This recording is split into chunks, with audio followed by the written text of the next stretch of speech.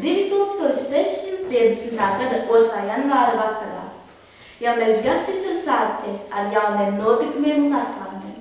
Sāksim ar šīs dienas svarīgākajām ziņām. Madonā arheologi ir izdarījuši unikālu atklājumu. Kādu?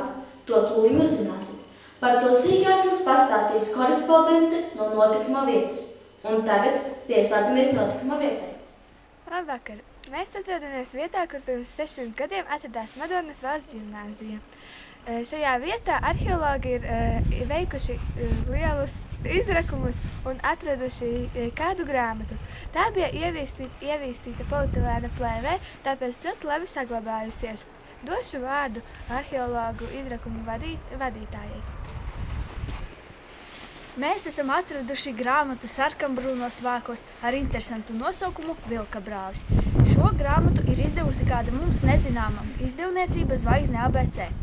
Grāmatu ir sarakstījusi Mišela Peivere, kas dzimusi Centrālāfrikā, bet dzīvojusi Anglijā.